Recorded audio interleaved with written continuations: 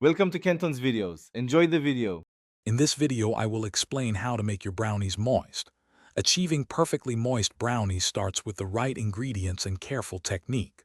First, use a combination of melted butter and a neutral oil, like vegetable oil, for a rich flavor and tender texture. Also, brown sugar is key. Its molasses content adds wonderful moisture and a delightful chewiness. Remember, do not overmix the batter once the dry ingredients are added. Mix until just combined. Next, let's talk about mixing and baking. Whisk your wet ingredients, including eggs and sugars, very well to create a smooth base. When adding the dry ingredients, fold them in gently until just combined. Overmixing develops gluten, leading to dry, cakey brownies.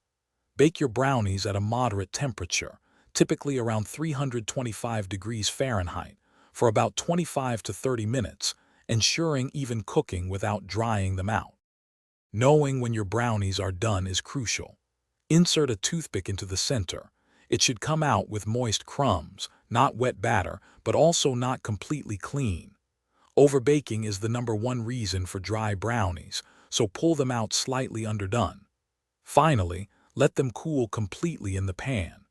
This allows the residual heat to finish cooking them gently and helps them set, retaining all that wonderful moisture. To keep your brownies moist after baking, store them in an airtight container at room temperature for up to 4 days. For an extra boost of moisture and flavor, consider adding a generous half cup of chocolate chips or chunks to the batter. Also, a small amount, perhaps 1/2 teaspoon, of espresso powder can significantly deepen the chocolate flavor without making your brownies taste like coffee.